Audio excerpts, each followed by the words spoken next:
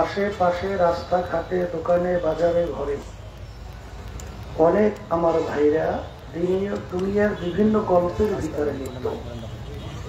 কেউ টেলিভিশন ছাইরা ড্যান্স গানে লিপ্ত, কেউ বিভিন্ন হারাম কাজে টাসের আড্ডায়, জুয়ার আড্ডায়, মদের আড্ডায়। সুযোগ ছিল, ইচ্ছে করলে মাহফিলে আসতে পারত। সুযোগ থাকার পরেও তারা মাহফিলে না আসার কারণ আব্বাজান রহমাতুল্লাহ আলাইহি বলতেন বুঝের অভাব। কিসের অভাব? আর এই বুঝের জন্যই মাহফিলের ব্যবস্থা। আল্লাহ রাব্বুল আলামিনের কাছে দোয়া করেন, রব্বুল আলামিন আপনি আমাদেরকে দ্বীনের সহি বুঝদান করেন। হাদিসের ভিতরে আসছে আল্লাহ রাসূল সাল্লাল্লাহু আলাইহি ওয়াসাল্লাম বলেছেন মা ইউরিদুল্লাহু বিহি খায়রান ইউফাক্কিহু ফিদ্দীন। আল্লাহ যাকে ভালোবাসেন, ইচ্ছা করে, তাকে দ্বীনের সহি বুঝদান করে। পাশে একটা কথা মনে রাখা লাগবে, হেদায়েত কিন্তু কোনো পীরের হাতে নাই। বলেন, হেদায়েত কোনো পীরের হাতে নাই। কোন দলের নেতা নেত্রীর হাতেও হেদায়েত নাই। কোন উস্তাদ বা উস্তাদদের হাতেও হেদায়েত নাই। হেদায়েত কার হাতে? আল্লাহর হাতে। অনেকে মনে করে পীরের কাছে মুরিদ হয়েছি, বাবার দরবারে আসা যাওয়া করে যথেষ্ট। পীর বা বাবা আমাদেরকে নাজাত করে জান্নাতের ব্যবস্থা করবে। সবাই মুখ খুলে বলে নাউজুবিল্লাহ। পীর তো ভালো কথা, পীরের বাবারও কারো ক্ষমতা নাই কাউকে নাজাত করে জান্নাতের ব্যবস্থা করবে। তাহলে অনেকে বলতে পারে হুজুর তাহলে পীর এর কাজটা কি? পীর একটা ফার্সি শব্দ, আরবিতে বলে মুরশিদ, আর বাংলা অর্থ হলো পথ প্রদর্শক। আপনি চিটাগাংয়ের রাস্তা চেনেন না, যে আপনাকে চিটাগাংয়ের রাস্তা দেখাবে সেই হলো পীর। ওই পথে চলা বা না চলার দায়িত্ব আপনার এবং আমার, আর মঞ্জিল মাকসুদে পৌঁছাবার মালিক হলো আল্লাহ। পীরের কাজ কি? বলেন, পথ দেখাবে। কিসের পথ দেখাবে? কুরআন এবং হাদিসের রাস্তা দেখাবে। কথা ঠিক কিনা? এখন পীর বা কোনো মুরব্বী, পীর বা কোনো মুরব্বী বা কোনো উস্তাদ বা উস্তাদদের উস্তাদ, তাদের নিজের ব্যক্তিগত কোন পথ রাস্তা দেখাবার শক্তি কারো আছে? কেন নাই? তাও বোঝা লাগবে। আল্লাহ রাসূল সাল্লাল্লাহু আলাইহি ওয়াসাল্লাম প্রায় 1500 বছর আগে সাহাবায়ে কেরামদেরকে লক্ষ্য করে বলছিলেন, হে আমার সাহাবারা, তারাকতু ফীকুম আমরাইন লাম তাদিল্লু মা তামাসসাকতুম বিহিমা কিতাবাল্লাহ ওয়া সুন্নাত রাসূল। আল্লাহ রাসূল সাল্লাল্লাহু আলাইহি ওয়াসাল্লাম বলেন, হে আমার সাহাবারা, কিয়ামত পর্যন্ত উম্মতেরা, আমি রাসূল তো তোমাদের মাঝে চিরজীবন থাকবো না। তোমরা পথ চলবে কিভাবে? কোনটা জাহান্নামের রাস্তা, কোনটা জান্নাতের রাস্তা, কোনটা করতে হবে, কোনটা ধরতে হবে, কোনটা ছাড়তে হবে, এটা জানবা কিভাবে? তোমাদের কাছে আমি দুইটা জিনিস রেখে গেলাম। কয়টা? বলেন বলেন। একটা হলো কোরআনুল কারীম, আল্লাহর কিতাব, আর একটা হলো সুন্নাহ। কথা ঠিক নেবে? এক কথায় যেই পীর বা যেই মুরব্বী আপনাকে আমাকে কোরআন এবং হাদিস অনুযায়ী পথ দেখাবে, সেই পীর বা সেই মুরব্বীর কথা আমরা মানব। আর কোরআন এবং হাদিসের বাহিরে সে যে হোক না কেন, বাপ মাও যদি হয়, কোরআন এবং হাদিসের বাহিরে আপনাকে আমাকে রাস্তা দেখায়, কারো কথা মানা যাবে না।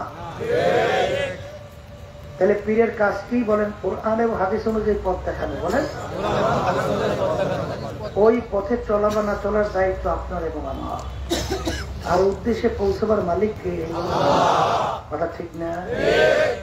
আমার ভাইদেরকে বলো, পর্দালে মা বোনদেরকে বলো, শোনেন, অনেকে তো বলে পীর মুরিদি শিরক আছে না? একদম আছে না? বলে না? এই আল্লাহর বান্দারা, শিরকি কাকে বলে এটা তো বোঝা লাগবে। কথা ঠিক না? কোরআন এবং হাদিসের বাহিরে আমার আব্বাজান রহমাতুল্লাহ আলাই বলতেন, আপনাদেরকে যদি আমি পথ দেখাই বা করার জন্য বলি, চরমনাই মুজাহিদদের পুরান মনে থাকার কথা, তখন আপনাদের দায়িত্ব কর্তব্য হলো যে চরমনাই থেকে আমাদের থেকে এখান থেকে সইরে যাওয়া আপনাদের জন্য ওয়াজিব। কথা শোনা তো দূরের কথা, আপনাদের জন্য ভাগা ওয়াজিব। যেটা বলেন কথা ঠিক। অনেকে আবার বলে, হুজুর আপনারা যে বিভিন্ন সময় বলেন যে ওই রশিদ আহমদ গঙ্গি রহমতুল্লাহ আলাই, এই হাজি ইমদাদুল্লাহ মহাজের মকির রহমতুল্লাহ আলাই, আশরাফ আলী হাকিমুল মোহাম্মদ থানবী রহমতুল্লাহ আলাই, এই এরকম আব্দুল কুদ্দুস গঙ্গি রহমতুল্লাহ আলাই, এই যে বড় বড় আল্লাহর কুতুবেরা আছে, এরা জাহাজে করে আপনাদেরকে বেহেশতে নিয়ে যাবে, এরকম কয় না? ইজোরে বলে কথা ঠিক যাবে। শোনেন, আসলে বোঝারও অসুবিধা আর হয়তো আমাদের বলার অসুবিধা হইতে পারে, কথা ঠিক যাবে। এই আল্লাহর বান্দা যেমন নাকি কিতাবের ভিতরে পড়ছে জায়েদ কাল আসাদ, জায়েদ বাঘের মতো। এর অর্থ কি? জায়েদ কি বাঘ হয়ে গেছে? কথা হয় না। তার সুজাআত, তার শক্তি, তার বীরত্ব বুঝাবার জন্য একটা উদাহরণ দেওয়া, যদি বলেন কথা ঠিক। এখানে বড় বড় আল্লাহর কুতুবদের কথা বলা হয় এর জন্য, আল্লাহ রাব্বুল আলামিন কোরআনের ভিতরে আছে, হাদিসের ভিতরে আসছে, কিয়ামতের ময়দানে আল্লাহর খাস বান্দাদেরকে সুপারিশের সুযোগ দেবে, ক্ষমতা দান করবে। কথা বলছেন না? তারা সুপারিশ করিয়া আল্লাহ রাব্বুল আলামিনের কাছে হাজার হাজার জাহান্নামী আল্লাহর বান্দাদেরকে বেহেশতে নেওয়ার শক্তি আল্লাহ দান করবে। এই জন্য বলা হয় যে জাহাজের সঙ্গে তুলনা মানে কি? সেই জাহাজ হয়ে গেছে। হ্যাঁ, এর অর্থ কি? একটা জাহাজে যেরকম নাকি হাজার হাজার মানুষ উঠে তার গন্তব্যে বুঝতে পারে, এরকমই আল্লাহর খাস বান্দাদের সুপারিশে আল্লাহ রাব্বুল আলামিন এদেরকে মাফ করে জান্নাতে দিয়ে দেবে। জোরে বলে কথা ঠিক না? আল্লাহ রাসূল সাল্লাল্লাহু আলাইহি ওয়াসাল্লাম কিয়ামতের ময়দানে সিজদা করবেন। রব্বুল আলামিন বলবেন, হাবিব আপনি সিজদায় পড়ে কাঁদছেন, কি ব্যাপার? উঠান, মাথা উঠান। রব্বুল আলামিন যে কায়দায় জাহান্নাম আসতেছে, আমার উম্মাহ যদি খাইয়ে ফেলে, আমি রাসূল তো ইজ্জতে জালালের কসম করে তোমার বললাম, বেহেশতে আমি যাব না। বলে মাথা উঠান, আপনি যা বলবেন তাই শুনবো, আপনি সুপারিশ করবেন, আপনার সুপারিশ গ্রহণ করবো। কথা ঠিক না? ঠিক। এইরকম ভাবে এইটাকে ঘুরাইয়া এক শ্রেণীর মানুষ মানুষকে বিভ্রান্ত করার জন্য বলে জাহাজ ওরে কপাল ভরা না, এই টিটকারি মানলে আজকে বাংলাদেশে নাস্তিকে গেছে বইয়া। কথা ঠিক না? আজকে বাংলাদেশ শতকরা প্রায় 92 জনের মতো মুসলমান বসবাস। সেই দেশের মধ্যে আজকে শিক্ষা সিলেবাসের ভিতরে ক্লাস 1 থেকে শুরু করে এমএ ক্লাস পর্যন্ত কোথায় ইসলামী দিনী শিক্ষা আছে? কোথায় আল্লাহ রসুল তার পরিচয় আছে? কোথায় সাহাবায়ে কেরামদের পরিচয় আছে? কোথায় আল্লাহর পরিচয় আছে? নামাজ কয় রাকাত ফরজ, কয় ওয়াক্ত ফরজ, কিভাবে ওযুর ভিতরে কয়টা খরচ, এগুলো কোনো জায়গায় শিখায়? কথা কন না? মানুষদেরকে শিখায়, মানুষকে এমনি বানর থেকে সৃষ্টি ট্রান্সজেন্ডার কি শিখায়? ট্রান্সজেন্ডার বুঝলেন তো? একটা মেয়ে মনে করবো আমি মহিলা হয়ে গেছি, পুরুষ হয়ে গেছি, সে বলে পুরুষ হয়ে গেছে। একটা পুরুষ মনে করবো আমি মেয়ে হয়ে গেছি, সে বলে মেয়ে হয়ে গেছে। কথা বলছেন না? এখন একটা পুরুষ মনে করতেছে আমি মেয়ে হয়ে গেছি, এখন ও তো আর একটা মেয়ের কাঁধে হাত দিয়ে হাঁটবে, মনে করবে ও মেয়ে আমি অসুবিধা করি। একটা পুরুষ মনে করবে আমি মেয়ে হয়ে গেছি, কথা বলছি। আবার একটা মেয়ে মনে করবে আমি পুরুষ হয়ে গেছি, এ বলে পুরুষ হয়ে গেছি। এখন একটা ছেলের কাঁধের ভিতরে হাত দিয়ে হাঁটবে, এখন মনে করবে সেও মেয়ে আমিও মেয়ে, সমস্যা। অর্থাৎ অবাধ যৌনচার। এই যে বিদেশি পাশ্চাত্য দেশগুলো, প্রেসিডেন্ট থেকে শুরু করে এলাকার চৌকিদার পর্যন্ত কেউ দাবি করতে পারে না সন্তানটা আমার, সব জারজে ভরা। ওই কালচার আমাদের দেশও বাস্তবায়ন করতে চায়। আর আপনারা ভালো করে জানেন এই আল্লাহ রাসূল সাল্লাল্লাহু আলাইহি ওয়াসাল্লাম সাহাবায়ে কেরামকে বয়ান করতেছে। আল্লাহ রাসূল সাল্লাল্লাহু আলাইহি ওয়াসাল্লাম বয়ানের ভিতরে বারবার বাইজে যায়, ঠিকমতো আলোচনা করতে পারতেছে। জিবরিল আলাইহিস সালাম আসছে, আইসে বলে আল্লাহ রাসূল সাল্লাল্লাহু আলাইহি ওয়াসাল্লাম ব্যাপার আপনি অন্য সময় আলোচনা করে কই বেদারও করে কোনো বাজাবাজি নেই, আজকে এত বাইজে পড়েন কেন? মজলিসের ভিতরে এক বুড়াকে দেখাই বলতেছে ওই বুড়ার কারণে ওই বুড়া আমাকে আলোচনা করতে দেয় না, বারবার বাধাই করে।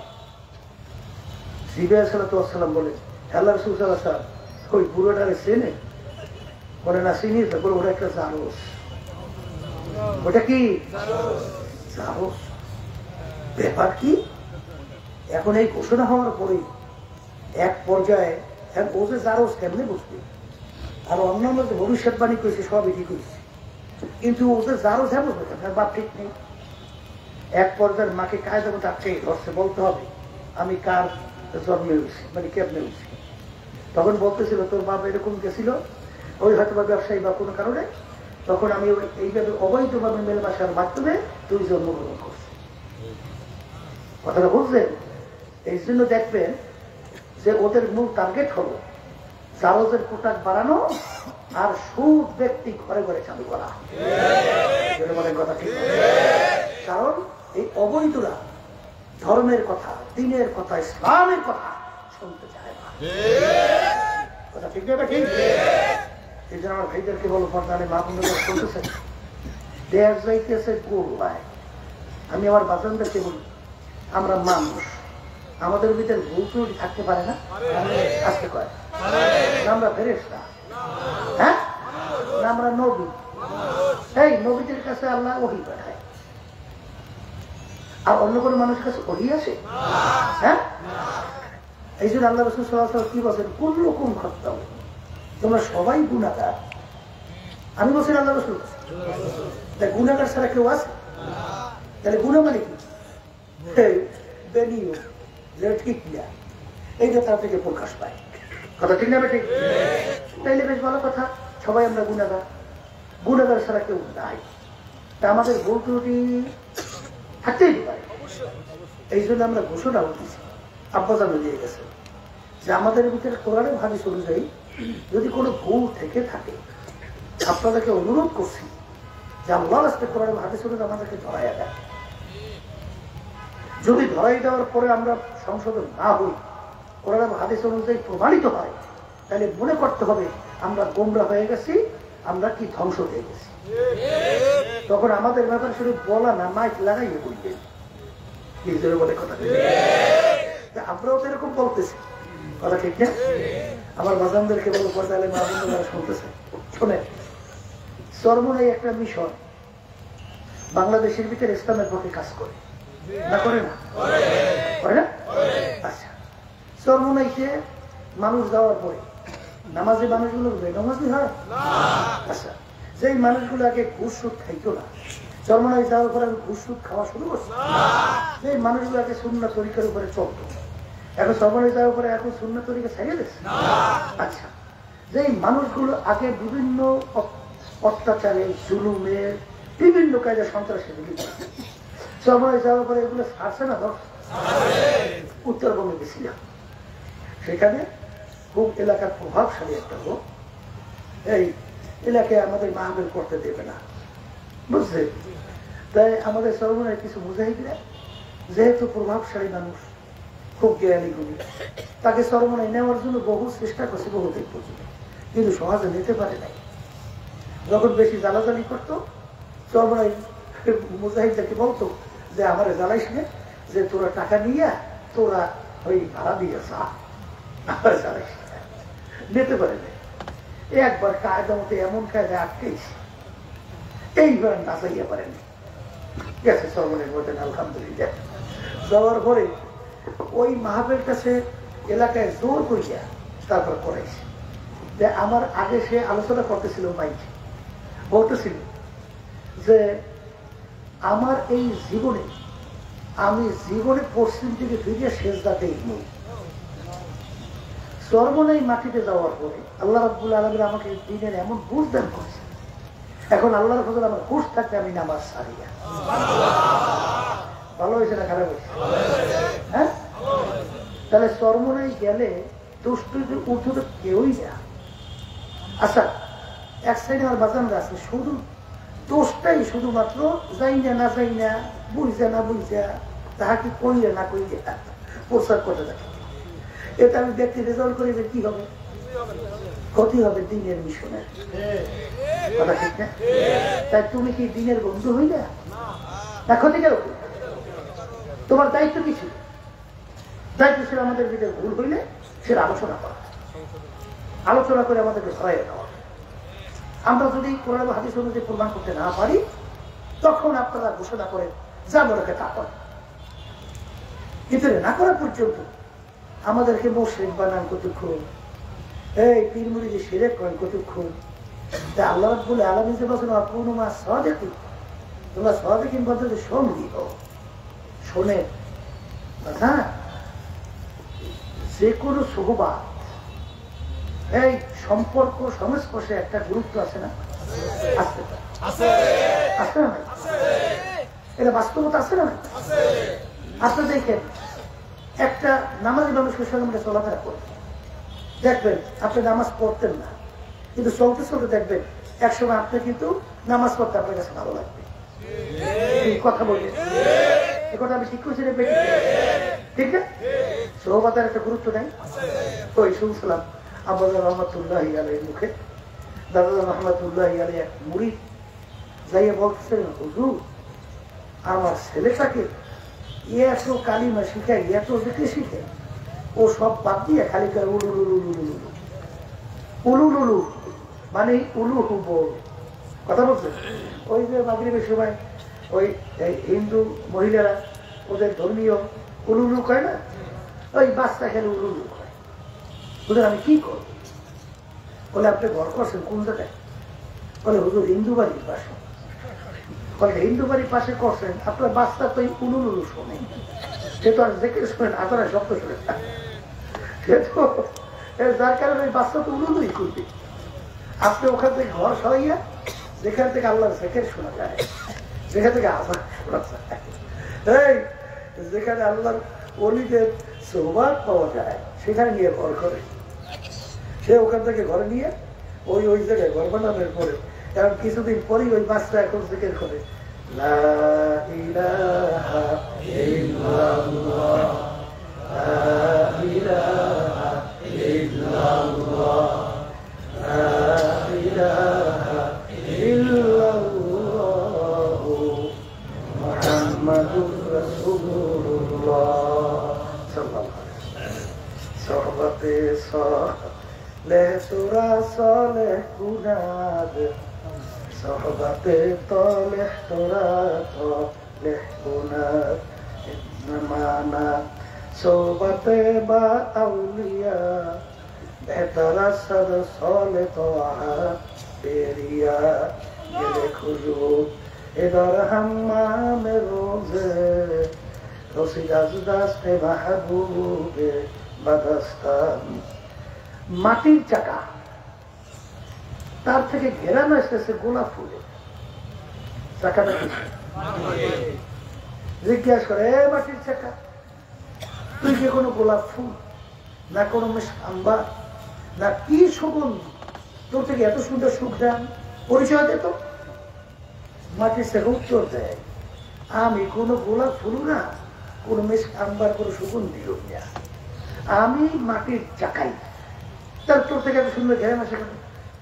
বলে আমি যেই জায়গায় ছিলাম একটা গোলাপ ফুল ফুইটে আমার সঙ্গে লাগিয়ে দিয়েছে, ওই গোলাপ ফুলের ঘেরান আমার ভিতরে ঢুকতে ঢুকতে এখন আমি সাধারণ মাটির চাকা দেয়, এখন আমি গোলাপ ফুলে পরিণত কি বলে পরিণত হয়েছি? হ্যাঁ, তাহলে একটা মাটির চাকা গোলাপ ফুলের সংস্পর্শে থাকায় যদি তার থেকে গোলাপ ফুলের ঘেরান আসে, একটা মানুষ যদি নামাজি মানুষের সঙ্গে জড়াই থাকে, সে লোকটা নামাজি হতে পারে না? হ্যাঁ, সত্যবাদীর সঙ্গে যদি একটা লোক জড়াইয়া থাকে, সত্যবাদী হইতে পারে না? একটা জাকিরের সঙ্গে যদি একটা মানুষ জড়াইয়া থাকে, জাকির হইতে পারে না? আর এটা কি আমার হুকুম না আল্লাহর হুকুম? হ্যাঁ, মনে আল্লাহর বান্দারা এইটা কিন্তু বোঝবার জিনিস, এগুলো কিন্তু এত বোঝাবার জিনিস না। হানজালা রাদিয়াল্লাহু তাআলার নাম শুনছে, তাড়াহুড়ো করিয়া রওনা করছে রাস্তা দিয়ে। এই ওমর রাদিয়াল্লাহু তাআলা দেখে হানজালা তাড়াহুড়ো করিয়া যায়। কি ভাই হানজালা, ব্যাপার কি, তাড়াহুড়ো করে কোথায় যাও? তাহলে আল্লাহ রাসূল সাল্লাল্লাহু আলাইহি ওয়াসাল্লামের দরবারে। কেন? বলে আমি হানজালা তো মুনাফিক হয়ে গেছি। কিরে ভাই তুই মুনাফিক হইলে কিভাবে? বলে আমি যখন আল্লাহ রাসূল সাল্লাল্লাহু আলাইহি ওয়াসাল্লামের সুহবতে থাকি, তার সংস্পর্শে থাকি, তার মজলিসে থাকি, তখন আমার ভিতরে যে তেলের অবস্থান থাকে, কিন্তু যখন আমি বাড়িতে রাস্তাঘাটে বাজারে যাই তখন আমার তেলের এই অবস্থান আর থাকে না। আল্লাহ রসুলের কাছে থাকলে এক অবস্থা, বাহিরে গেলে আর এক অবস্থা। এইটা মুনাফিকি চরিত্র না? এই জন্য আমি চিন্তা করি মুনাফিক হয়েছি। আল্লাহ রসুলের কাছে বলার জন্য ঠিক আছে। ওমর রাদিয়াল্লাহু তাআলা বলেন যে ভাই হানজালা, এতে যদি তুমি মুনাফিক হও তাহলে আমিও মুনাফিক হয়ে গেছি, আমার একই অবস্থা। চলো তো আমরা একত্রে চাই। দুজন গেছে, আল্লাহ রাসূল সাল্লাল্লাহু আলাইহি ওয়াসাল্লাম মিষ্টি মিষ্টি দেখি হাসতে আছে। হানজালা বাবু হাসলো কেন? আল্লাহ রাসূল সাল্লাল্লাহু আলাইহি ওয়াসাল্লাম আমরা মুনাফিক হয়ে গেছি। মুনাফিক হয়ে যাবে বলে হুজুর আপনার সামনে থাকলে যে আমাদের দিলের হালাত থাকে, বাহিরে গেলে এই হালাত থাকে না। এখন বাইরে এক অবস্থা, আপনার সামনে এক অবস্থা, তাই দ্বিতীয় বিভিন্ন অবস্থা না, এই জন্য মুনাফিক বলে। এতে তোমার মুনাফিক হওয়া উঠে বলে তাকি বলে আমার সামনে থাকা অবস্থায় তোমাদের যে দিলের হালাত থাকে, অবস্থান থাকে, এটা সব সময় যদি থাকতো তাহলে ফেরেশতারা রাস্তায় রাস্তায় তোমাদের পায়ে নিচে পাখা দিছে। কি বুঝছে? তাহলে সোহবতের গুরুত্ব নাই না? নাই। শোনেন, রুমি রহমাতুল্লাহি আলাইহি, আল্লামা জালালউদ্দিন রুমি বিশ্ববিখ্যাত আলেম ছিল। তার অসংখ্য কিতাব লেখা, বুঝলেন নাই? তিনি বলতেছেন খোদ বা খোদ মাওলানা রুমি নাশো তা গোলামে শামসুদ্দিন নাশো। আমি রুমি ততক্ষণ পর্যন্ত রুমি হতে পারি নাই যতক্ষণ শামসুদ্দিন সাগরেদ হইতে পারি না।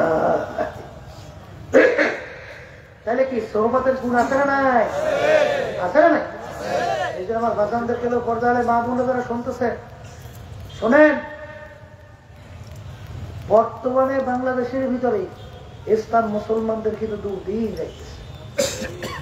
এই অবস্থা শুনে যারা নাকি বিভিন্ন সমালোচনা করে,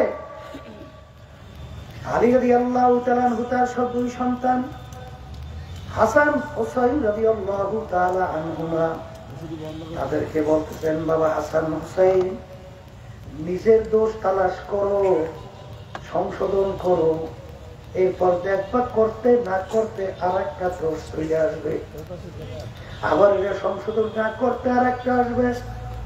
এরকম সংশোধন করতে করতে এক পর্যায়ে দেখবে তোমার নিজের দোষ সংশোধন করে শেষ করতে পারো নাই, অন্যের দোষ দেখো কখন। অন্যের দোষ দেখা কোন সময়? এক শ্রেণী আমার বাজানদেরকে বলবো, যারা সর্বনের ব্যাপারে বিভিন্ন সমালোচনা করে, এরা সব বলে দুধের দেওয়া আসতে পারে। এদের ব্যাপারে তো কোনো সমালোচনা বা কোনো দুষ্ট এদের নাই তো, সব সরলেন না, দুধ দিয়ে নাই একে পরিপাটি পাকা পোক্ত নাকি? হ্যাঁ, আল্লাহর বান্দারা, পর্দারে মা বললাম, তোমার কবরে তুমি যাবা, আমার কবরে আমি যাব। তোমার কবরের প্রশ্নের উত্তর তুমি দিবা, আমার কবরের প্রশ্নের উত্তর আমি দেব। যদি কবরে যাই কেউ বলো আমি চরমনাই মুড়ি, তাইলে তো হয়ে গেছে যথেষ্ট, আর কিছু তো লাগবে না। যদি এই চরমনাই মুড়ি পরিচয় দেন কোনো কাজ হবে না, খবরে কোনো কাজ নেই। তাই যদি যাইয়ে বলেন যে আমি ফুলফুলের মুড়ি, জয়েন্ট ফুল, রাজার বার দেওয়ার পর আটকে শিশব্দের পরে মাইজবেন না সুরেশ্বর, এই তাহলে আমি দিন পিনল তাহলে আমি জামাত ইসলামের লোক, তাহলে আমি আওয়ামী লীগের লোক। এইটা কইলে কবর একটা ধারা কাছা হইতে পারে, এইটা করলে কবর একটা ঘুষে ঘুষে চলবে না, ও হ্যাঁ চলবে না। ও কবর করে দলে ফলি নেই, টাকার গরম ক্ষমতার গরম নাই। কবরে প্রশ্ন কয়েকটা, হ্যাঁ, 1 নম্বর মান রব্বুকা, 2 নম্বর ওমা দীনুকা, 3 নম্বর ওমান নাবিয়ুকা। এই 3 প্রশ্নের মধ্যে কোথায় কি পাইছে তুমি সর্বনাই কিনে আসতে করে তুমি আটশো শিশুদের সোনাদার বাচ্চা হনবা জামাত ইসলাম বিএনপি অমুক তমুক সমুক পাইছে? তুমি কোন বংশে পাইছে? হ্যাঁ, কবরে যাচ্ছে। আমার মালিকের কাছে কোন বংশের পরিচয় আছে? কে সুন্দর কে কালো পরিচয় আছে? কে পীর কে মুড়ি এই পরিচয় আছে? কে মেম্বার কে চেয়ারম্যান কে এমপি কে মিনিস্টার কে প্রেসিডেন্ট কে প্রধানমন্ত্রী কে অমুক তো ঘুষ অমুক কে অফিসার এই পরিচয় আছে? যদি থাকতই আল্লাহ রাসূল সাল্লাল্লাহু আলাইহি ওয়াসাল্লাম তার চেয়ে বড় পীর ওলি গাউস কুতুব দুনিয়া থেকে আসেও নেই, আসবে না, আসছে আসবে কোনদিন? আল্লাহ রাসূল সাল্লাল্লাহু আলাইহি ওয়াসাল্লাম দুনিয়ায় থাকা অবস্থায় তার কলিজার টুকরা সন্তান ফাতেমা রাদিয়াল্লাহু তাআলা আনহা তাকে ইঙ্গিত করে বলছিলেন, ইয়া ফাতেমা আনকিযি নাফসাকি মিনান নার, হে ফাতেমা দুনিয়ায় থাকা অবস্থায় নিজে আমল করো, জাহান্নামের আগুন থেকে বাঁচো, এরপরে অন্ধকার কবরে যাইয়া শো। ও ফাতেমা, কবরে যদি এই পরিচয় দাও আমি আখিরি জামানার নবীর মেয়ে। আল্লাহ রাসূল সাল্লাল্লাহু আলাইহি ওয়াসাল্লাম বলেন, ফাতেমা রে এই পরিচয় কবরে কোনো কাজ হবে না। আল্লাহ রাসূল সাল্লাল্লাহু আলাইহি ওয়াসাল্লাম তার মেয়ের ব্যাপারে কবরে কোনো নাজাতের গ্যারান্টি যদি দিতে না পারে, এমন কোন পীর, এমন কোন দল, এমন কোন নেতা নেত্রী, এমন কোন ওস্তাদদের ওস্তাদ, এমন কোন বংশ আছে যে কবরে নাজাতের গ্যারান্টি দিতে পারবে? একটু আর একটু আসতে পারবে? তাই যদি নাই পড়ে, হ্যাঁ আল্লাহর বান্দা শোনে, ওই যে বলছিলাম সেই মাহফিলের দাওয়াত পৌঁছার পরেও অনেকে আসছে না, আসার কারণ কি বলছিলাম? বুঝের অভাব। কিসের অভাব? এই বুঝের অভাব হইলে বুঝবে খারাপ বলেন যারা মানুষ, আবার এখন বলতে পারেন বলেন এই যারা আসে নাই বুঝ হয় নাই, এরা কি মানুষ না? এগো চক্ষু দুইটে না, হাত দুইটে না, পাও দুইটে না, কান দুইটে না, অন্য অঙ্গ প্রত্যঙ্গ পার্থক্য আছে? আছে আছে। তাই যদি নাই থাকে তাহলে বলতেছেন বসবে মানুষ আর বসবে না অমানুষ। অমানুষের মানুষ তো কি? হাত পাও নাক কান গলা অন্য অঙ্গ প্রত্যঙ্গে পার্থক্য নয়। মানুষ কাকে বলে? আল্লাহ রাসূল সাল্লাল্লাহু আলাইহি ওয়াসাল্লাম বলেন, আলা ওয়া ইন্না ফিল জাসাদি মুদগাত ইযা সালাহা সালাহাল জাসাদু কুল্লুহু ওয়া ইযা ফাসাদাত ফাসাদাল জাসাদু কুল্লুহু আলা ওয়া হিয়াল কলব। আল্লাহ রাসূল সাল্লাল্লাহু আলাইহি ওয়াসাল্লাম বলেন, প্রত্যেকটা মানুষের ভিতরে আল্লাহ রাব্বুল আলামিন একটা স্পেশাল গোশতের টুকরা দান করেন। সবাই বলেন সুবহানাল্লাহ। একটা মানুষ না সব মানুষ? আর একটু মানুষ না আল্লাহ রাসূল সাল্লাল্লাহু আলাইহি ওয়াসাল্লাম বলে, ওই গোশতের টুকরাটা তার ভালো হয়ে যায়, এক পর্যায়ে ওই মানুষটা ফেরেশতার চেয়েও সম্মানিত হয়ে যায়। আর ওই গোশতের টুকরা খারাপ হইতে হইতে এক পর্যায়ে আল্লাহ রাসূল সাল্লাল্লাহু আলাইহি ওয়াসাল্লাম বলে, ওই মানুষটা কুত্তা শিয়াল শুয়ারের চেয়েও খারাপ হয়ে যায়। ওই গোশতের টুকরার নাম হলো অলদ। বলেন আবার কম, এক কথায় মুখস্থ করেন, বলেন যার কলব ভালো সে ভালো মানুষ, যার কলব খারাপ ওইটাও মানুষ। ওইটা কি কথা ঠিক? এখন অনেকে যদি কলবই অস্বীকার করে, কথা কথা আছে না নাই? আচ্ছা, আল্লাহ রাব্বুল আলামিন কোরআনুল কারীমের কি বলছে? ইল্লা মান আতাল্লাহা বিকলবিন সালিম। এই আয়াতের অর্থ কি করবেন করে আল্লাহ রাব্বুল আলামিন বলে যে সুস্থ পরিচ্ছন্ন কলব ছাড়া আমার পবিত্র জায়গা বেহেশতের ভিতরে জায়গা হবে না। কি কলব লাগবে? আবার কোন? পরিষ্কার পরিচ্ছন্ন রোগা রোগ মুক্ত কলবের জায়গা এই জান্নাতে, এই সারা জান্নাতে যাওয়া যাইবে না। কথা ঠিক? আচ্ছা গেল। আল্লাহ রাব্বুল আলামিন কোরআনে কারীমে এক সূরা সূরা শামস এরা 9টা পছন্দ করে। এই قد أفلح من زكاها وقد خاب من دساها। আল্লাহ রাব্বুল আলামিন বলতেছেন যারা ওই কলবকে আত্মাকে শুদ্ধি করতে পারবে তারাই নাজাত পেয়ে জান্নাতে যেয়ে কামিয়াব হয়ে যাবে। আর যাদের আত্মা নষ্ট হয়ে গেছে ওরা ধ্বংস হয়ে জাহান্নামে চলে যাবে। কথা ঠিক? আচ্ছা আল্লাহ রাব্বুল আলামিন তার রাসূলকে দুনিয়াতে পাঠাইছে, কারণ আছে? আসতে কয় কারণ কারণ নাই। আল্লাহ রাব্বুল আলামিন বলেন আমার রাসূলকে আমি দুনিয়ায় পাঠাইছি কে? ইয়াতলু আলাইহিম আয়াতিহি ওয়া ইউযাক্কিহিম ওয়া ইউআল্লিমুহুমুল কিতাবা ওয়াল হিকমা। আমার রাসূলকে আমি দুনিয়াতে পাঠাইছি কয়েকটা কাজ দিয়ে। এর ভিতরে একটা কাজ হলো আমার রাসূল তার উম্মতদের আত্মশুদ্ধি করাই দেন। আবার কেউ মুখ খুললে কর। তাইলে শোনেন এই যে মানুষের সম্মান, মানুষের মর্যাদা আল্লাহ রাব্বুল আলামিনের কাছে বংশের উপরে ভিত্তি করিয়ে না, চেহারার উপরে ভিত্তি করিয়ে না, এই লকব বা উপাধির উপর ভিত্তি করিয়ে না, কোনো সম্পদের উপর ভিত্তি করিয়ে না, কোনো ক্ষমতার উপর ভিত্তি করিয়ে না, তার সম্মান বাড়ে কমে ওই আত্মার উপরে ভিত্তি করিয়া। বাস্তবতা আছে? আবার কর আছে না? বেলাল হাবশী রাদিয়াল্লাহু তাআলা নাম শুনছেন? শুনছেন না? এই বেলাল হাবশী রাদিয়াল্লাহু বংশ ছিল কি? হাবশ বংশ। হাবশ বংশ কি? এই বংশের ভিতরে একেবারে নিচু। যারা সৌদি আরবে আছে হজের সময় দেখছেন না কালো মানুষ? দেখলেন তো? আরে কেমন কালো কালো কোনো দফাত আছে? আচ্ছা তাহলে সেই হাফস বংশের লোক অর্থাৎ চেহারা কালো।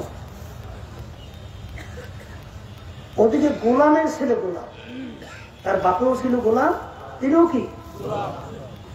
আচ্ছা শিক্ষার দিক থেকে একেবারে বকালাম, কিছু জানতো না।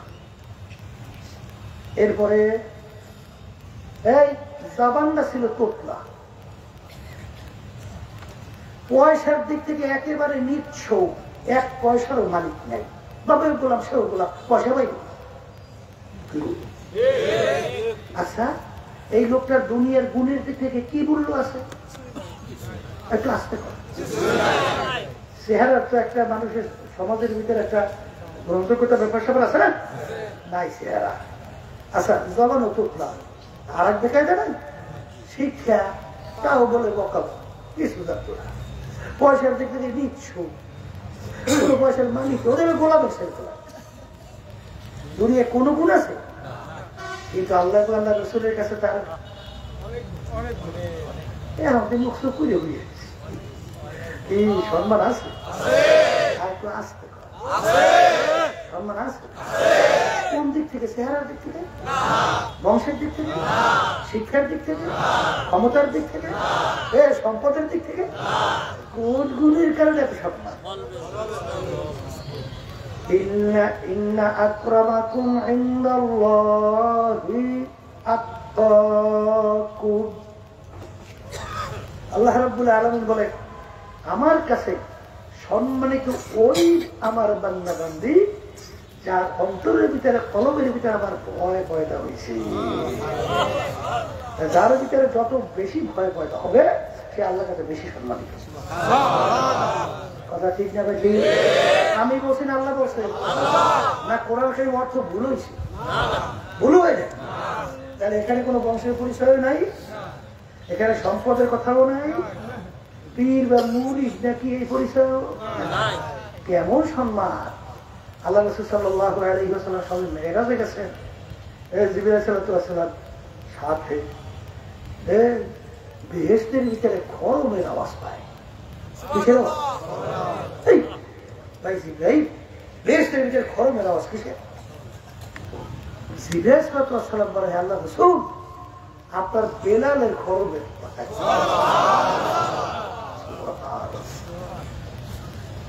আল্লাহ রাসূল সাল্লাল্লাহু আলাইহি ওয়াসাল্লামের আগে কেউ বেহেশতে ঢুকতে পারবে? আল্লাহ রাসূল সাল্লাল্লাহু আলাইহি ওয়াসাল্লাম যেই বাহনের উপরে থাইকা বেহেশতে ঢুকবেন, সেই বাহনের রশি কার হাতে? আবার কয়, আবার কি কয়? আচ্ছা, এই বেলাল হাবশী রাদিয়াল্লাহু তাআলা কে ওমর ফারুক রাদিয়াল্লাহু তাআলা অর্ধেক দুনিয়ার রাজত্ব করছিলেন। তিনি যখন বেলাল হাবশী রাদিয়াল্লাহু তাআলা মজলিসের ভিতরে ঢুকতেন, তখন তার সম্মান দেখাবার জন্য ওমর রাদিয়াল্লাহু তাআলা অর্ধেক দুনিয়ার রাজা, তিনি বলতেছেন, সাইয়্যিদানা বেলাল, আমাদের সর্দার বেলাল আসছে। কিসের উপরে সম্মান? আসতে কয়েছে কিসের উপরে? হ্যাঁ, শোনেন নাই ঘটনা? আল্লাহ রাসূল সাল্লাল্লাহু আলাইহি ওয়াসাল্লাম তাকে মহব্বত করিয়া মসজিদে নববীর মুয়াজ্জিন বানাইছে। শুনছেন না? শোনেন নাই? আচ্ছা, মুয়াজ্জিন কার? আল্লাহ রাসূল যে মসজিদের ইমাম, মহব্বত না করলে আরে মুয়াজ্জিন বানাইছে? আসতে কয়। আচ্ছা, তাকে মুয়াজ্জিন বানাইছে। এখন সাহাবায়ে কেরাম একদিন বলে কি, আল্লাহ রাসূল এশার নামাজে পড়ে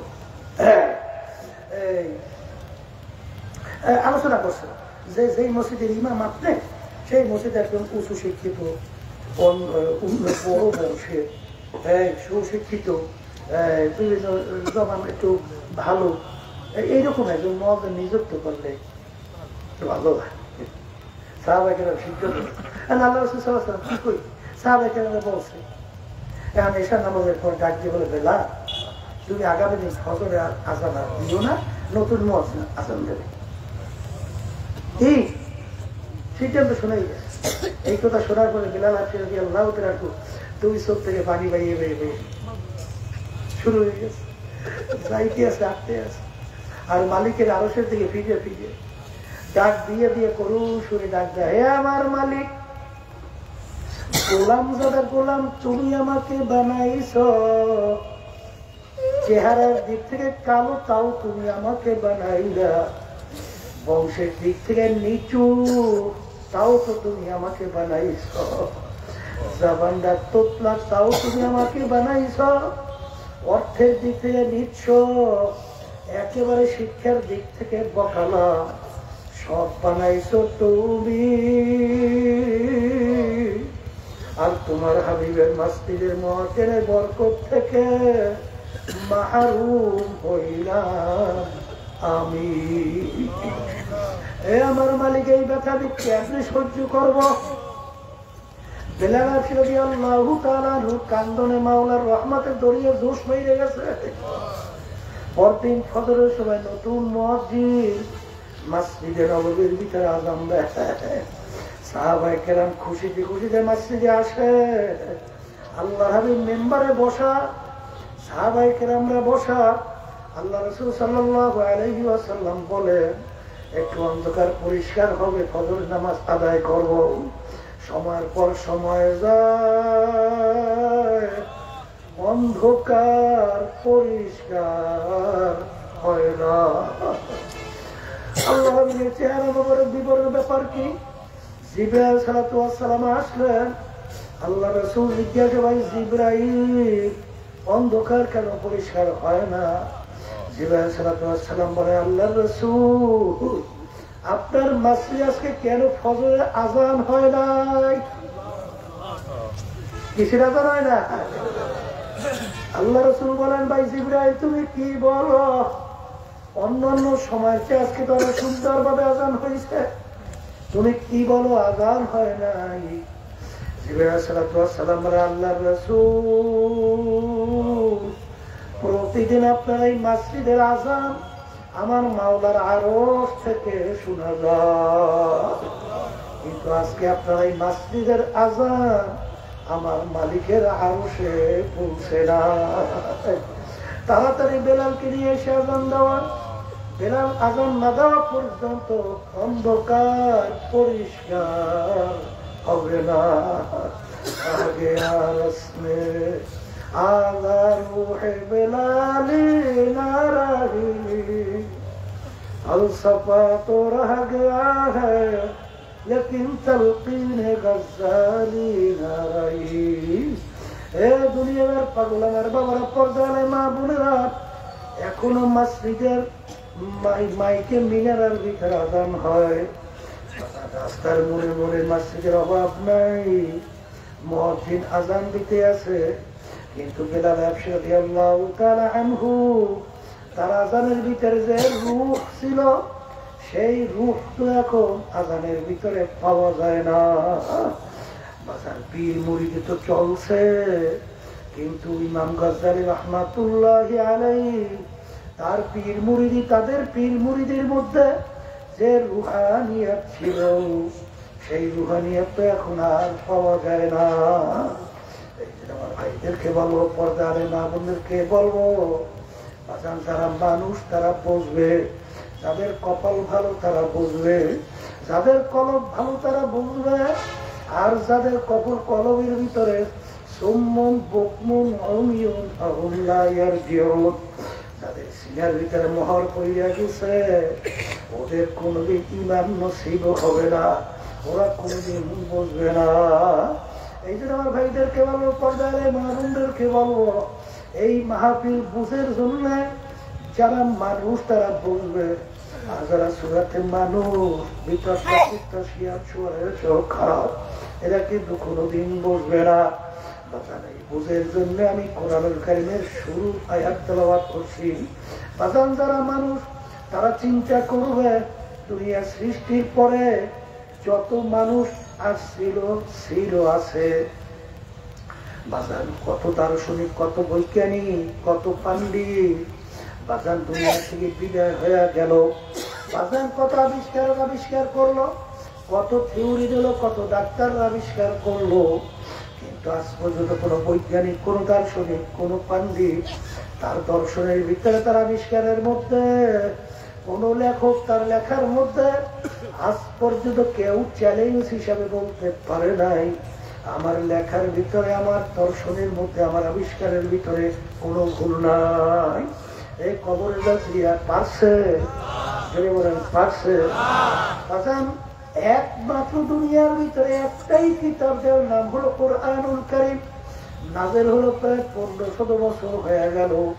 মাঝান কোরআনুল কারীমের শুরুতেই আল্লাহ রাব্বুল আলামিন চ্যালেঞ্জ করলেন যে শুধু দুনিয়ার মানুষটা, তামাম দুনিয়ার সমস্ত মাখলুকাত সবাই একত্রিত হও, তালাশ করো, আমার কোরআনুল কারীমের ভিতরে কেউ ভুল বের করতে পারবে না।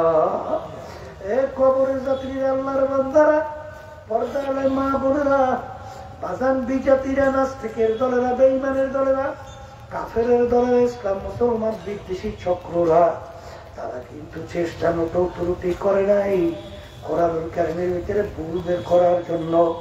কিন্তু কোরআনুল কারীম 1400 বছর 1500 বছর হয়ে গেল, কিন্তু আজ পর্যন্ত কোরআনুল কারীমের ভিতরে কেউ ভুল বের করতে পারে নাই। বরঞ্চ তারাই কোরআনুল কারীম নিয়ে রিসার্চ করে তারাই কিন্তু কালিমা পড়িয়া মুসলমান হইয়া যায়। এই আল্লাহর বান্দারা, আমাদের পাশের রাষ্ট্র ভারত, শিব শক্তি মহারাজ নাম ছিল, ইতিহাস পড়লে দেখবেন বাজার তিনি প্রায় 12টা ভাষায় ডক্টরেট ডিগ্রি ছিল। এখানে হাজার হাজার মানুষ, একজন মানুষ মনে হয় এক বিষয়ের উপর ডক্টরেট ডিগ্রিধারী নাই। বাজার তিনি 12 ভাষার উপর ডক্টরেট ডিগ্রি। শিক্ষার দিক থেকে দুনিয়ামুখী অনেক উঠছে, সম্পদের দিক থেকে শত শত কোটি টাকার মালিক, বিদ্যাবন সহ 3টা আশ্রমের মালিক ছিল। বাজানো দিকে সম্মানের দিক থেকে ভারতের প্রায় 70 কোটি কম বেশি হিন্দুদের দেবতা ছিল, ধর্মীয় ভগবান। আল্লাহর বান্দারা, তিনি চিন্তা করলেন সৃষ্টিকর্তা একজন, মানুষের জন্য এক সৃষ্টিকর্তার নিয়ম নিয়তি হবে একটা। আর দুনিয়া ক্ষণস্থায়ী, আখিরাত হলো স্থায়ী। দুনিয়ার যদি কেউ 5 বার কোনো কাজে ঠগে, আবার ওই কাজের ভিতরে চেষ্টা করলে 3 বার আশা করা যায়। কিন্তু একবার যদি কেউ খোদা না কাজটা কবরে যাইয়া ঠগে, আর দ্বিতীয়বার দুনিয়াতে এসে আপিল করিয়া জিতবার কিন্তু আর এই চিন্তা করিয়া তিনি চিন্তা করলে আসলে সৃষ্টিকর্তার নিয়ম কোনটা আমার তালাশ করে বের করা লাগবে। তিনি তাম দুনিয়ার মধ্যে সৃষ্টিকর্তার 104 কিতাব, আসমানি কিতাবের সংখ্যা প্রায় 104 কিতাব। এর ভিতরে উল্লেখযোগ্য 4 কিতাব কোরআনুল কারীম, তাওরাত, ইনজিল, জাবুর। ওদের ধর্মীয় গ্রন্থ মহাভারত সহ, খ্রিস্টানদের বাইবেল সহ, ইনজিল, জাবুর সহ সব নিয়ে রিসার্চ করলো। কারণ তিনি তো 12 ভাষার উপরে ডক্টরেট ডিগ্রি। তিনি কোরআনুল কারীম নিয়ে রিসার্চ করলেন। এক পর্যায়ে তিনি দেখলেন দুনিয়ার ভিতরে একমাত্র সৃষ্টিকর্তার কিতাব, তার নাম হলো আল কোরআন, ধর্মের নাম হলো ইসলাম। তখন তার কাছে এটা প্রমাণিত হয়ে গেল, বাজার তার মুসলমান হওয়ার সিদ্ধান্ত হয়ে গেল। কিন্তু তার মুসলমান হওয়া কি এত সহজ? যে কোনো মুহূর্তে তার ফুলের বুকে ঢুকবে, এটাই স্বাভাবিক। অর্থাৎ জানের ভয়। সম্পদ থাকবে না, সব বাজেয়াপ্ত হবে, এটাই স্বাভাবিক। বাজার সম্মান থাকবে না, এমনকি স্ত্রী, আত্মীয় স্বজন, সন্তানও থাকবে না। জানের ভয়, সম্পদ যায়, সম্মান যায়। কিন্তু বাংলাদেশে এক শ্রেণী আমার বাবারা, পর্দার আড়ালের মা বোনেরা আজকে সম্পদের জন্য, সম্মানের জন্য, চাকরির জন্য, দলের জন্য, দলের নেতা নেত্রীর জন্য আল্লাহ এবং আল্লাহ রসুলের হুকুমের বিরুদ্ধাচরণ কইরা বিভিন্ন হারামের ভিতরে লিপ্ত হয়, কি হয় না? আল্লাহ রাব্বুল আলামিন বলে, আহাল্লাল্লাহুল বাইআ ওয়া হাররামার রিবা, আমি ঘুষকে, সুদকে হারাম ঘোষণা করলাম, আর ব্যবসাকে আমি হালাল ঘোষণা করলাম। এক শ্রেণী আমার বাজানরা ইমানদার দাবি করে, মুসলমান দাবি করে, মুসলমান দাবি কইরা ঘুষ খায়, সুদ খায়। আল্লাহ রাসূল সাল্লাল্লাহু আলাইহি ওয়াসাল্লাম বলেন, যেই হারাম মালের দ্বারা রক্ত এবং গোশত তৈরি হবে, তার জায়গা জাহান্নাম ছাড়া হবে না। তুমি নামাজ পড়তে পড়তে কপালে দাগ পরাতে পারো, তুমি তাহাজ্জুদের নামাজ পড়তে পারো, তুমি তাসবিহ নিয়ে 24 ঘন্টা মাওলার জিকির করতে পারো, কিন্তু সেই রক্ত এবং গোশত হারাম মালের দ্বারা তৈরি হবে, আল্লাহ রাসূল সাল্লাল্লাহু আলাইহি ওয়াসাল্লাম বলেন, তার জায়গা জাহান্নাম ছাড়া হবে না। এক শ্রেণী আমার বাজানরা কি বুঝে আল্লাহ ভালো জানে। আরে হারাম খাইয়া, ঘুষ খাইয়া, সুদ খাইয়া, ক্ষমতা সম্পন্ন দলের সঙ্গে জড়াইয়া, টেন্ডারবাজি, চাঁদাবাজি, সম্পদ লুট কইরা, বড় সম্পদের মালিক হইয়া, বিভিন্ন বাড়ি গাড়ি কইরা বুড়া বয়সে হজ করতে যায়। বাজান অনেক সময় মনে করে, হাদিসের ভিতরে আসছে, হজ করার পরে তার যদি হজ কবুল হয়, মাসুম বাচ্চা হইয়া যায়। সে চিন্তা করছে জীবনে তো বহু অপরাধ করছি, তাইলে একটু হজ করিয়া মাসুম বাচ্চা হইয়া যায়। বাজান তোমার সম্পূর্ণ ভুল, ভুল। কারণ সেই সম্পদ তুমি ঘুষ, সুদ এবং ক্ষমতার জোরে চাঁদাবাজি, টেন্ডারবাজি, সরকারি মাল লুটপাট কইরা সম্পদ গুছাইছ। ওই পরিমাণ সম্পদ ওই ফান্ডে জমা না দেওয়া পর্যন্ত তুমি 10 বার হজ করতে পারো, কপালে দাগ পড়তে পারে, কিন্তু আল্লাহ রাসূল বলে তার জায়গা জাহান্নাম ছাড়া হবে না। বাজানদেরকে বলবো, পর্দারে বামুনদেরকে বলবো, আজকে বর্তমানে এক শ্রেণী বাজানরা দল করে, দলের নেতা নেত্রী পিছনে পড়ছে। বাজার অনেক সময় দেখা যায় দল, দলের নেতা নেত্রী ইসলামের বিরুদ্ধে, কোরআনের বিরুদ্ধে, বাজার হাদিসের বিরুদ্ধে, আল্লাহ রাসূলের দেখানো পথের বিরুদ্ধে সিদ্ধান্ত দেওয়ার পরে সেইটাই সে মাইনা নেয়।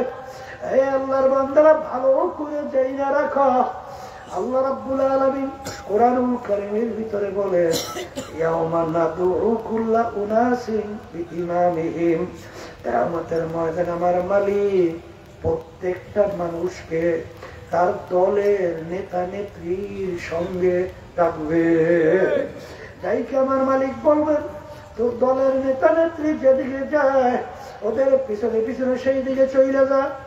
এক কথায় তোমার নেতা নেত্রী যেখানে জায়গা তোমারও সেইখানে জায়গা। আমি বলছি না আল্লাহ, আল্লাহ রাসূল বলেন মান তাশাব্বাহা বিকওমিন আও মিনহুম, দুনিয়ার ভিতর তুমি যেই দলভুক্ত ইয়া চলবা, যেই দলের নেতা নেত্রীকে নেতা নেত্রী মানবা, আল্লাহ রাসূল সাল্লাল্লাহু আলাইহি ওয়াসাল্লাম বলেন কিয়ামতের ময়দানে তুমি ওই দলভুক্ত হইয়া উঠবা এবং ওই দলের নেতা নেত্রীর সঙ্গে তোমার হাসর হবে। এ কবরের যাত্রী, আল্লাহর বান্দারা, পর্দায় মা বোনেরা, বাজান ভালো করে বুঝো, কোরআন ও হাদিসের বাইরে বেহেশতের কোন রাস্তা নাই রে বাজান।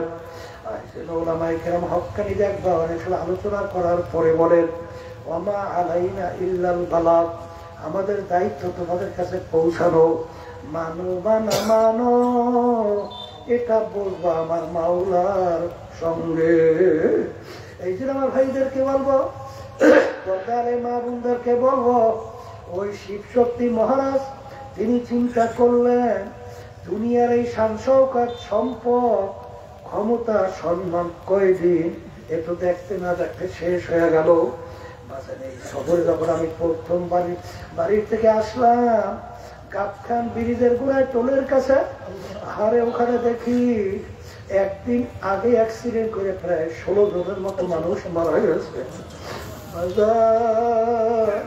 তারা তো বোঝে নাই আর বাড়িতে ফেরত যাইতে পারবে। আরে তোমার তো আমার জ্বালা নাই বাজার, তুমি আর আমি কখন কোন সময় মালিকের ডাকে সাড়া দেব। এই জন্য আমার মালিক যখন মাহফিলে নিয়ে আসে, আমার মাওলা বড় দয়ার মাওলা, বড় মায়ার মাওলা, যদি আমার মালিকের কাছে গুনার পাহাড় পরিমাণ বোঝা নিয়ে হাত উঠাইয়া ডাক দিয়ে বলো মালিক নাফরমান তোমার দরবারে হাজির, বলতে দেরি আমার মালিক তোমাকে আমাকে মাফ করতে দেরি না। ভাইদেরকে বলো, পর্দারে মা বোনদেরকে বলবো, শিব শক্তি মহারাজ তিনি পরবর্তীতে কালিমা হইয়া মুসলমান হইয়া গেল। আসার পরে আমরা ছিল ডক্টর ইসলামুল হক এরশাদ সাহেব যখন প্রেসিডেন্ট ছিল, বাংলাদেশে আসছিল, বিভিন্ন জেলায় জেলায় ঘুরিয়া ঘুরিয়া দিনের দাওয়াত দিয়া হায়াত শেষ হয়ে গেল মালয়েশিয়ায় বৈশা। বাজার আল্লাহ তার দরজা বেহেশতে বলন্দ করে দেও। এই যে আমার ভাইদেরকে বলবো, পর্দারে মা বোনদেরকে বলবো, বাজার আজকে একটু গরম পড়ছে, দেখো শিক্ষা প্রতিষ্ঠান বন্ধ করে দিছে। আর এই যে সূর্য আমরা দেখতেছি, বৈজ্ঞানিকরা আবিষ্কার করার পরে বলছেন এই সূর্য দুনিয়া থেকে 9,30,00,000 মাইল দূরে অবস্থান করতেছে।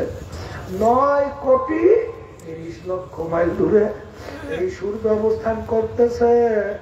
সূর্যের যেদিকে তাপ বেশি উপরের দিকে, সেদিকে তাপ কম নিচের দিকে।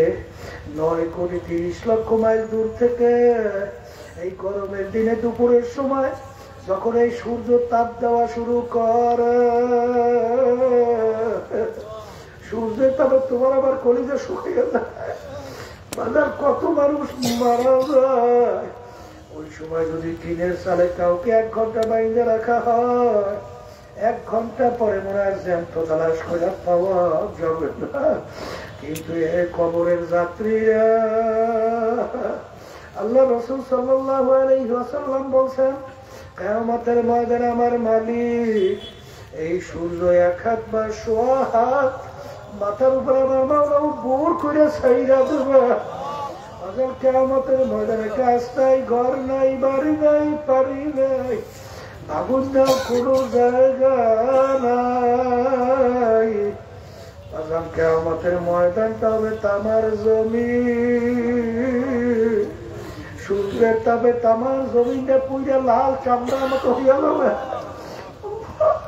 বাগুনটাও কোনো জায়গা নাই। আরে সূর্যের তাপে নাফরমানদের তালুটা টাস টাস করে ফাইটা যাবে।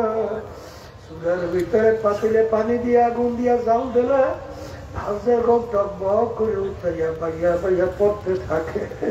এরকম নাফরমানদের তালুটা ফাইটা মগজ গুলা ভাতের মতো টকবক করে উঠাইয়া পড়তে থাকবে। লা ইয়ামুতু ফিহা ওয়ালা ইয়াহইয়া।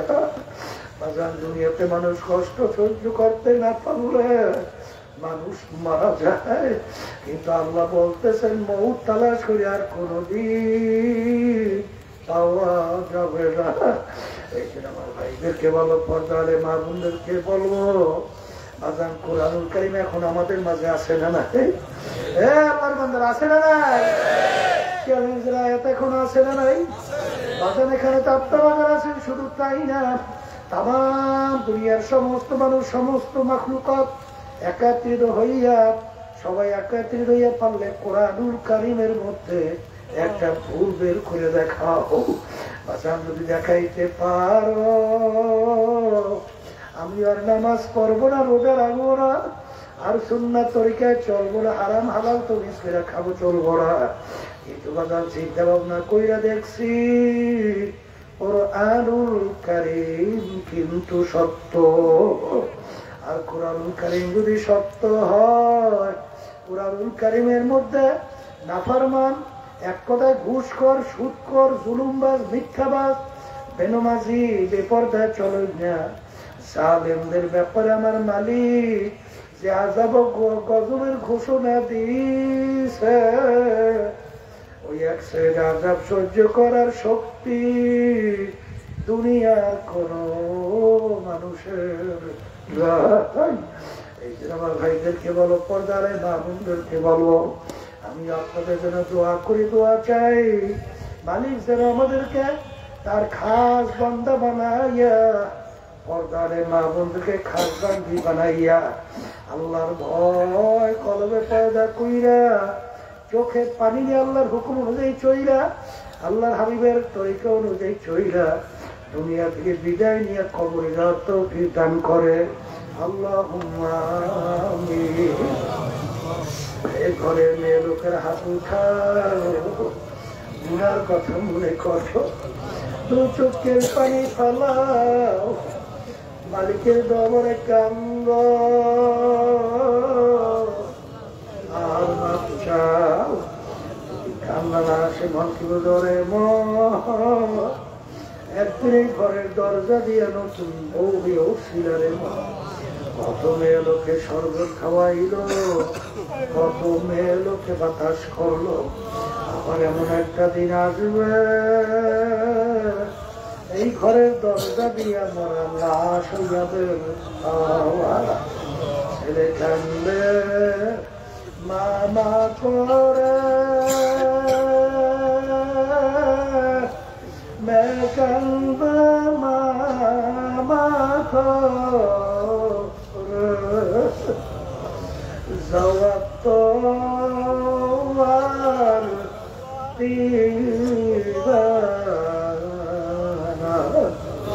আল্লাহ আল্লাহ কে মাঠে থেকে চাইয়া দেখে, আল্লাহ তো বন্ধুরা কিভাবে কান্দে। আল্লাহ আমাদের ছেলেও মরে নাই, মেয়েও মরে নাই, ওরা ঘরে বসি মাফ করে দেখবো বাউলা না করে। আল্লাহ বন্ধুরা জোর করে কান্দে, জোর করে কান্দে, চোখে পানি আসে না, চোখে পানি ছাড়া জাহান্নামের আগুন ঠান্ডা হবে না। সন্তান মারা গেলে চোখে পানি আসে, চোখের ভিতরে পানি আসে, তোমার আমার গুনার কারণে জাহান্নামের আগুন জ্বলছে, ওই জাহান্নামের আগুন চোখের পানি ছাড়া ঠান্ডা হবে। আল্লাহ যাদের ছিল মাহফিল হইল, যারা মাহফিলের জন্য চেষ্টা করি সাহায্য করল, আমরা যারা মাহফিলে উপস্থিত হয়ে গেলাম, আমাদের সবার উপরে খাস মেহেরবানি নাজল করেন। আল্লাহ আমাদের হাত তুলছি জানি না এই উপস্থিত কার আম্মা কার আব্বা কার দাদা দাদু নানা আত্মীয় স্বজন অন্ধকার কবরে শুয়ে আমাদের দিকে চাইয়ে রেখেছে। আমার মালিক আমরা দোয়া করলাম তাদের কবরকে বেহেশতের বাগান বানাই। আল্লাহ বিশেষ করে ফিলিস্তিনি মুসলমানদেরকে হেফাজত করে। আল্লাহ ফিলিস্তিনি মুসলমানদের বিজয় দান করে। ইসরায়েল জালেমরা এবং ওদের যারা সহযোগিতা করছে ওদের নসিব হেদায়েত দেয়। আল্লাহ আপনাদেরকে ধ্বংস করে আল্লাহ অনেকে নিয়াত করে হাল করেছে কি জানি না, সবাই দিলেন নেকমকসদ আমাদের পুরো করে দেয়। আল্লাহ অনেক প্রশাসনের ভাইরা, অনেক সাংবাদিক ভাইরা, অনেক এলাকার মুরব্বীরা, যুবকরা আল্লাহ মাহফিলে অনেক সহযোগিতা এসপি সাহেব সহ দেখি আমরা আল্লাহ প্রশাসনের সবাই আল্লাহ আল্লাহ সবাইকে দিলেন নেকমকসদ পুরো করে দেয়। আল্লাহ সব আপনার সুবদল আমাদের কবুল করে দেয়। সুবহান রাব্বিকা রাব্বিল ইজ্জাতি আম্মা ইয়াসিফুন ওয়া সালামুন আলাল মুরসালিন আলহামদুলিল্লাহ রাব্বিল আলামিন। কেউ উঠেন না, একজন আর একজনের কাছে মতো এই টাইম পাস বাম পাশে হরেন শব্দ তো কমাই কিছু শব্দ এত ভাই হ্যাঁ আলোচনা করার জন্য কথা লাগে শ্বাসটাইনে নিয়ে যায় বারবার বই অনেক খালি গুটাগুটি প্রচন্ড ভালো হয়েছে ওয়াজ তো কম দিয়ে যায় বই খালি খোঁচাখুচি করে একজন আর একজনের গায়ের সঙ্গে হাত লাগায় হাত লাগাই তওবা করে। কারণ এখানে আল্লাহর খাস অনেক বন্দারা আছে যাদের সঙ্গে তওবা করলে আল্লাহ রাব্বুল আলামিন আপনাকে আমাকে আল্লাহর খাস বান্দা বানাইতে পারে কি পারে না? এই পাশে শব্দগুলো একটু বাড়াও, এই ঘরের পিছনে একটু বাড়াও, বেশি না দূরের থেকে এই পাশে। এখানে আমরা যারা আছি সবাই কিন্তু মঞ্চে আয় গুনার থেকে ফেলবে নেটের কাজ করবে, চোখে পানি নিয়ে কলম মনে করে কবরে যাবে, মন চাই কি চায় না? বাড়ি রাস্তা ঘাটে বাজারে যাওয়ার পরে এই অবস্থা কিন্তু আর থাকতে চাইবে। এই জন্য আল্লাহ রাব্বুল আলামিনের হুকুম তোমরা সাদিকিন বান্দাদের সঙ্গী হও, দলাদলি বুঝলো দিয়া যেখানে গেলে চোখে পানি কলম নরম সুন্নাহ তরিকা আমল মজবুত দিনের দিন তেল দেখে সবজি গুনার থেকে ফেলবে। এরকম জায়গায় যাইয়া তওবা কইয়া মাওলার পাগল হইয়া কবরে যাওয়া লাগবে। কথা পরিষ্কার, কথা ঠিক কি? যাদের চরমায় তরিকা ভালো লাগে তারা এই তওবার ভিতরে নিয়ত করে বর্তমান পীর সাহেব চরমায় তার কাছে মুরিদ হয়ে গেলাম, আল্লাহ আপনাদের নিয়তকে কবুল করবে। আর যাদের চরমায় তরিকা ভালো লাগে না যে কোনো এক সহি তরিকা যা মালিকের পাগল করা চোখে পানি নিয়ে কলম নরম করে কবরে যায়। সবাই বলে আউযুবিল্লাহি মিনাশ শাইতানির রাজীম। বিসমিল্লাহির রহমানির রহিম। আশহাদু আল লা ইলাহা ইল্লাল্লাহু ওয়াহদাহু লা শারীকা লাহু ওয়া আশহাদু আন্না মুহাম্মাদান আবদুহু ওয়া রাসূলুহু।